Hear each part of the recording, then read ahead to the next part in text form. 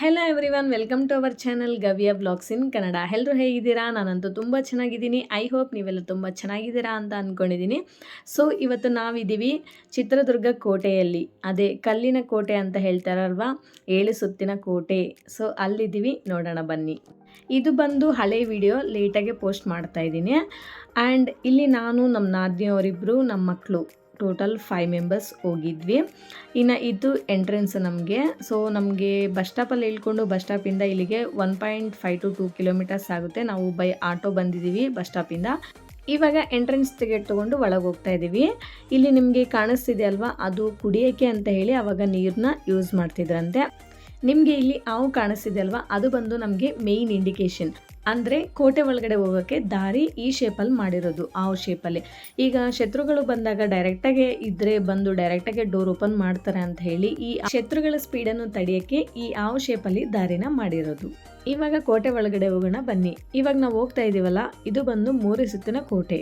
ಇವಾಗ ಇಲ್ಲಿ ನೋಡ್ತಾ ಇದ್ದೀರಲ್ಲ, ಇದು ದೊಡ್ಡ ಬಾಗಿಲಿದೆ ನೋಡು, ಇದು ಬಂದು ರಾಜನ ಬಾಗಿಲು. ಆ್ಯಂಡ್ ಈ ಕಡೆ ಸಣ್ಣದಾಗಿದೆ ನೋಡು, ಅದು ಬಂದು ಸೈನಿಕರ ಬಾಗಿಲು. ಸೊ ನಿಮಗೆ ಇಲ್ಲೆಲ್ಲ ಬೋರ್ಡ್ಸ್ ಎಲ್ಲ ಇದಲ್ವಾ, ಇಲ್ಲೆಲ್ಲ ನೀವು ನೋಡ್ಕೋಬೋದು. ಇದು ಪೋರ್ಟ್ ಬಗ್ಗೆ ಹಿಸ್ಟರಿ ಮತ್ತು ರೂಟ್ ಮ್ಯಾಪ್ ಎಲ್ಲ ಹಾಕಿದ್ದಾರೆ. ಕಂಪ್ಲೀಟಾಗಿ ನೀವು ಓದ್ಕೊಂಡು ಈ ಕೋಟೆನ ನೋಡ್ಬೋದು. ಕಾಮಗೇತ ವಂಶಸ್ಥರ ಆಗ ಮಟ್ಟತಿಮ್ಮನ ನಾಯಕ 1552ರಲ್ಲಿ ಈ ಕೋಟೆಯನ್ನು ಕಟ್ಟಿಸಿರೋದು. ಸುಮಾರು ಈ ಕೋಟೆನ ಕಟ್ಟೋಕ್ಕೆ 211 ಇಯರ್ಸ್ ಆಗಿದೆ. ಈ ಕೋಟೆ ವಿಸ್ತೀರ್ಣ ಬಂದು 2005 ಎಕರೆ ಇದೆ ಆ್ಯಂಡ್ 32 ಕಿಲೋಮೀಟರ್ಸ್ ಆಗುತ್ತೆ. ನೆಕ್ಸ್ಟ್ ಟ್ರೆಕ್ಕಿಂಗಲ್ಲಿ ನಾವು ಹೋಗ್ತೀವಿ ಅಂತಂದರೆ ಕಂಪ್ಲೀಟ್ 3 ಡೇಸ್ ಆಗುತ್ತೆ ಇದು ಫುಲ್ ಕೋಟೆನ ನೋಡೋಕ್ಕೆ. ಆಮೇಲೆ ಇಲ್ಲಿ 2 ಬಾವಿ ಕಾಣಿಸ್ತಿದೆ ಅಲ್ವಾ, ಅವಾಗೆಲ್ಲ ಕರೆಂಟ್ ಇರ್ತಿರ್ಲಿಲ್ವಲ್ಲ. ಸೊ ಅವಾಗ ಇನ್ನು ಕತ್ಲಾದರೆ ದೀಪಕ್ಕೆ ಅಂತ ಹೇಳಿಬಿಟ್ಟು ಎಣ್ಣೆನ ಸ್ಟೋರ್ ಮಾಡ್ಕೊತಿದ್ರಂತೆ ಈ 2 ಬಾವಿಯಲ್ಲಿ. ರಿಯಲಿ ಕೋಟೆ ಅಂತೂ ತುಂಬ ಅಂದರೆ ತುಂಬ ಚೆನ್ನಾಗಿದೆ. ನಾನು ಫಸ್ಟ್ ಟೈಮ್ ಹೋಗಿದ್ದು. ಒನ್ ಡೇಲಿ ನಾವು ಫುಲ್ ಕೋಟೆನ ನೋಡ್ತೀವಿ ಅಂದರೆ ಆಗೋದೇ ಇಲ್ಲ, ಅದು ಸಾಧ್ಯನೇ ಇಲ್ಲ. ಮಿನಿಮಮ್ 2 to 3 ಡೇಸ್ ಅಂತೂ ಬೇಕೇ ಬೇಕು. ಫ್ರೆಂಡ್ಸ್ ಜೊತೆ ಹಾಗೆ ಫ್ಯಾಮ್ಲಿ ಜೊತೆ ಬಂದರೂ ಕೂಡ ತುಂಬ ಚೆನ್ನಾಗಿರುತ್ತೆ. ಆರಾಮಾಗಿ ನಾವು ಇಲ್ಲಿ ಟೈಮ್ನ ಸ್ಪೆಂಡ್ ಮಾಡ್ಬೋದು.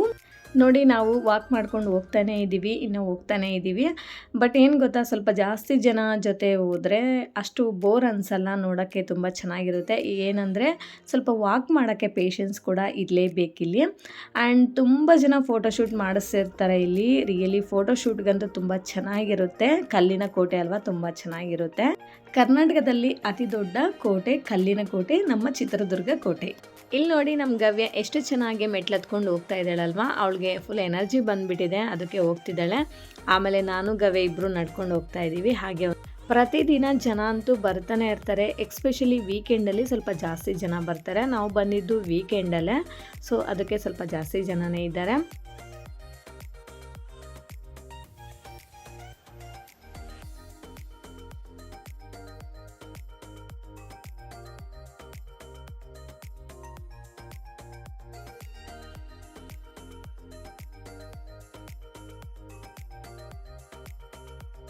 ಆಮೇಲೆ ಈ ಕೋಟೆ ಒಳಗಡೆ ಟೋಟಲ್ 5 ದೇವಸ್ಥಾನಗಳಿದೆಯಂತೆ. ಇಲ್ಲಿ ನೋಡ್ತಿದ್ದೀರಲ್ಲ, ಇದು ಕೂಡ ಒಂದು ದೇವಸ್ಥಾನ.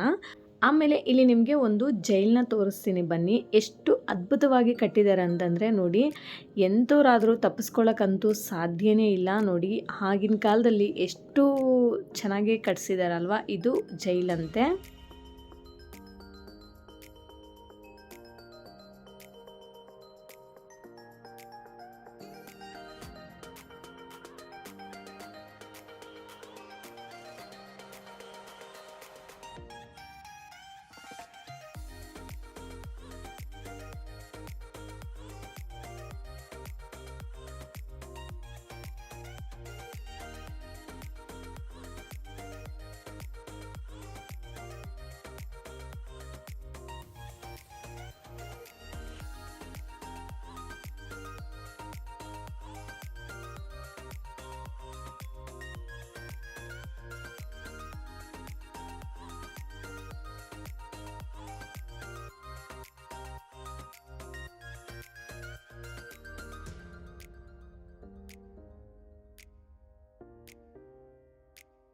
ಪ್ರೀ ವೆಡ್ಡಿಂಗ್ ಫೋಟೋಶೂಟ್ಗಂತೂ ಈ ಪ್ಲೇಸ್ ರಿಯಲಿ ತುಂಬ ಅಂದರೆ ತುಂಬ ಚೆನ್ನಾಗಿದೆ. ಆಮೇಲೆ ಇಲ್ಲಿ ನೋಡಿ, ಇಲ್ಲಿ ಟಾಪ್ ವ್ಯೂವಿಂದ ನೋಡಿದ್ರೆ ನಮಗೆ ಇಲ್ಲಿ ಚಿತ್ರದುರ್ಗ ಕಾಣಿಸ್ತಿದೆ ನೋಡಿ.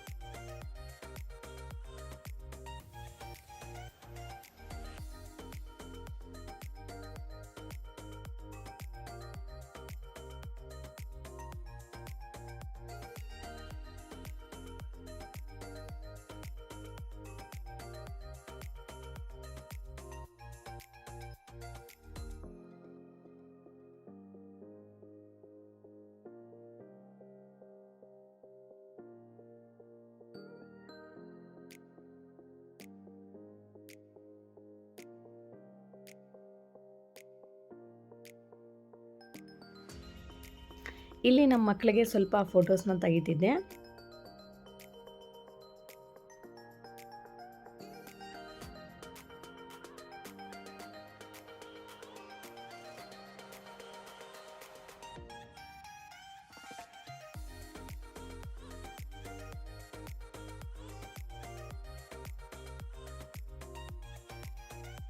ಈಗ ನಾವು ಹೋಗ್ತಿರೋದು ಸಂಪಿಗೆ ಸಿದ್ದೇಶ್ವರ ದೇವಸ್ಥಾನಕ್ಕೆ, ಅಂದರೆ ಅದು ಈಶ್ವರಂದು ದೇವಸ್ಥಾನ.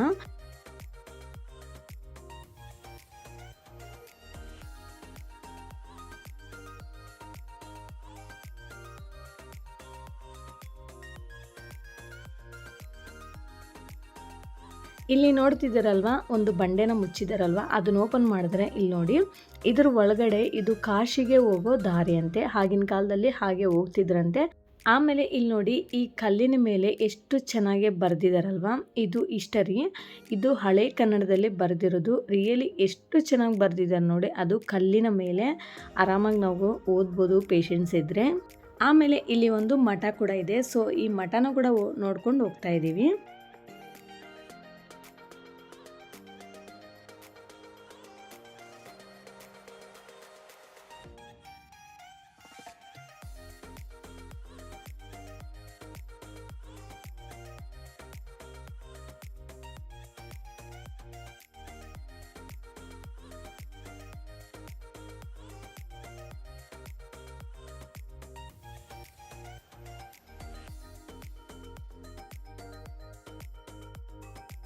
ಆಮೇಲೆ ಇಲ್ಲಿ ನೋಡ್ತಾ ಇದ್ದೀರಲ್ವ, ಇದು ಬಂದು ಅಕ್ಕ ತಂಗಿಯರ ಕೊಂಡ ಅಂತ ಹೇಳ್ತಾರೆ. ಮತ್ತು ಇಲ್ಲಿ ಕೋಟೆದು ಮ್ಯಾಪ್ ಕೂಡ ಇಲ್ಲ ಹಾಕಿದ್ದಾರೆ. ಆ್ಯಂಡ್ ಅಕ್ಕ ತಂಗಿಯರ ಕೊಂಡ ಅಂತ ಇದೆಯಲ್ವಾ, ಸೊ ಅವ್ರ ಬಗ್ಗೆ ಹಿಸ್ಟ್ರಿ ಕೂಡ ಇಲ್ಲಿ ಬೋರ್ಡ್ ಹಾಕಿದ್ದಾರೆ ನೋಡಿ. ಆಮೇಲೆ ಇಲ್ಲಿ ನೋಡಿ, ದೊಡ್ಡ ದೊಡ್ಡ ಕಲ್ಲಿದೆ ಅಲ್ವಾ, ಆ ಬೆಟ್ಟದ ಮೇಲಕ್ಕೆ ಹೋಗಬೇಕು ಅಂದರೆ ನಾನಿಲ್ಲಿ ಕೈ ತೋರಿಸ್ತಿದ್ದೀನಲ್ವ, ಹಂಗೆ ತುಂಬ ಜನ ಅಲ್ಲಿ ನಡ್ಕೊಂಡು ಹೋಗ್ತಿದ್ದಾರೆ ನೋಡಿ. ಹಂಗೆ ಹೋದರೆ ಸೊ ಅಲ್ಲಿಂದ ನಾವು ಮೇಲಕ್ಕೆ ಹೋಗ್ಬೋದು. ಇನ್ನು ಒನ್ ಡೇಲಿ ಫುಲ್ ಕೋಟೆನ ನೋಡ್ತೀವಿ ಅಂದರೆ ಸಾಧ್ಯನೇ ಇಲ್ವಲ್ಲ. ಸೊ ನಾವು ಕೂಡ ಅಷ್ಟೇ ಮೇನ್ ಏನಿದೆಯೋ ಅದನ್ನಷ್ಟೇ ನಾವು ನೋಡ್ಕೊಂಡು ಹೋಗಿದ್ದು.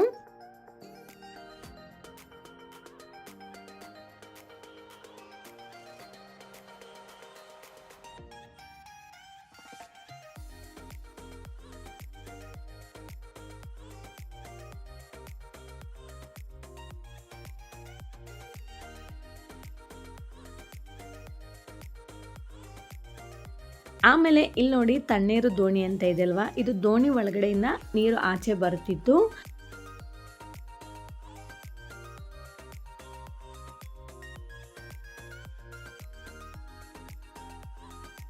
ಇದು ಬಂದು ಒಣಕೆ ಓಬವ್ವನ ಮನೆ. ಇವಾಗ ನಾವು ಹೋಗ್ತಿರೋದು ಒಣಕೆ ಓಬವ್ವನ ಕಿಂಡಿ ಹತ್ರ ಹೋಗ್ತಾ ಇದ್ದೀವಿ.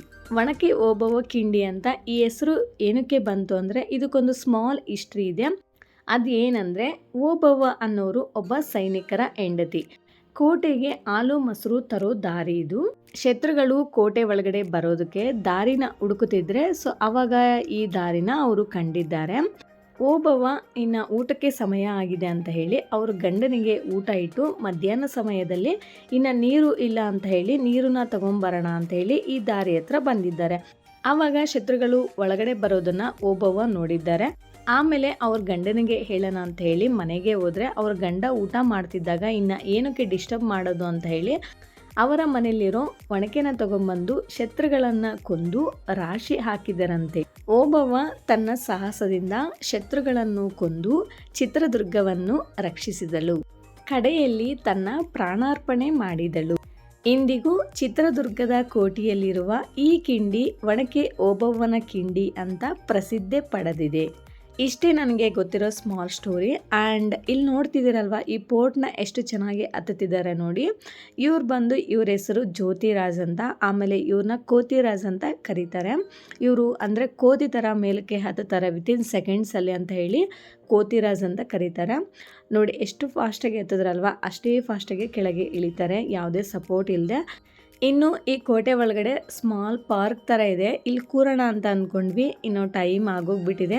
ಇನ್ನು ಮನೆಗೆ ಹೋಗಬೇಕು ಅಂತ ಹೇಳಿ ರಿಟರ್ನ್ ಮನೆಗೆ ಹೋಗ್ತಾ ಇದ್ದೀವಿ. ಇನ್ನು ಯಾರೆಲ್ಲ ಈ ಕೋಟೆನ ವಿಸಿಟ್ ಮಾಡಿಲ್ಲ, ಖಂಡಿತ ಹೋಗಿ ಒಂದ್ಸಲ ವಿಸಿಟ್ ಮಾಡಿ, ನಿಮಗೂ ಕೂಡ ಇಷ್ಟ ಆಗುತ್ತೆ. ಬಟ್ ಸ್ವಲ್ಪ ಪೇಷನ್ಸಿಂದ ಹೋಗಬೇಕು ಈ ಕೋಟೆನ ನೋಡಬೇಕು ಅಂದರೆ. ಇಷ್ಟೇ ಫ್ರೆಂಡ್ಸ್ ಇವತ್ತಿನ ವ್ಲಾಗ್. ಈ ವ್ಲಾಗ್ ನಿಮ್ಗೆ ಇಷ್ಟ ಆಗಿದರೆ ಪ್ಲೀಸ್ ಒಂದು ಲೈಕ್ ಮಾಡಿ, ಶೇರ್ ಮಾಡಿ, ವಿಡಿಯೋ ಹೇಗಿದೆ ಅಂತ ಒಂದು ಕಾಮೆಂಟ್ ಮಾಡಿ ಆ್ಯಂಡ್ ದಯವಿಟ್ಟು ಸಬ್ಸ್ಕ್ರೈಬ್ ಮಾಡ್ಕೊಳ್ಳೋದನ್ನು ಮಾತ್ರ ಮರಿಬೇಡಿ. ಪಕ್ಕದಲ್ಲಿರೋ ಬೆಲ್ ಐಕನ್ನು ಕೂಡ ಕ್ಲಿಕ್ ಮಾಡಿ. Thank you for watching. Bye.